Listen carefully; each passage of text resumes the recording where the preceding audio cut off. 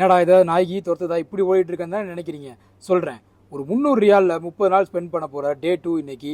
காலையிலேயே 3 மணிக்கு அலாரம் வச்சேன். பட் ஆனால் 3 மணிக்கு எந்திரிக்க முடியல. ஒரு 3:40க்கு எந்திரிச்சேன். அப்படியே ஃப்ரெஷ்அப் ஆகிட்டு ரூம்லேயே ஃபஜர் தொழுதுட்டு ஒரு வாழைப்பழம் இருந்துச்சு சாப்பிட்டுட்டு தண்ணியை பிடிச்சிட்டு ஓடுறதுக்காக கிளம்பிட்டேன். ஒரு வண்டி ஓடணும்னா இன்ஜின்லேருந்து டயர்லேருந்து இருக்கிற எல்லா ஸ்பேர் பார்ட்ஸுமே வந்து ஒழுங்காக ஒர்க் ஆகணும். அதே மாதிரி தான் நம்மளோட பாக்கெட்டில் இருக்க பணம் மிச்சமாகனா முதல்ல அதுக்கு நமக்கு ஆரோக்கியம் இருக்கணும். ஸோ ஆரோக்கியம் இல்லாமல் நம்ம எது பண்ணாலுமே அது வேஸ்ட் தான். இந்த சேலஞ்ச் ஆரோக்கியம் போது நான் அதான் சொன்னேன்.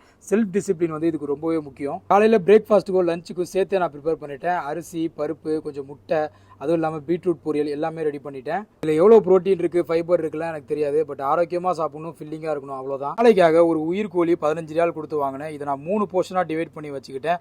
ஸோ தட் வந்து நான் அடுத்தடுத்த நாளில் யூஸ் பண்ணிக்க முடியும். ஸோ ஓவராலாக இப்போ என் கையில் பார்த்தீங்கன்னா 185 ரியால் இருக்குது. கொஞ்சம் சுரக்காவும் வச்சுருக்கேன், அதையும் நாளைக்கு சமைச்சிருவேன். டின்னருக்கு இந்த வேர்க்கடலை ஊற போட்டிருந்தேன், அதை வேக வச்சு சாப்பிட்ருவேன். யூஸ் பண்ண எல்லா வெசல்ஸையும் வாஷ் பண்ணி வச்சுட்டேன். ஸோ நாளைக்கு டே 3ல மீட் பண்ணிக்கலாம். ஃபாலோ பண்ணி வச்சுக்கோங்க. பை. அஸ்ஸலாமு அலைக்கும்.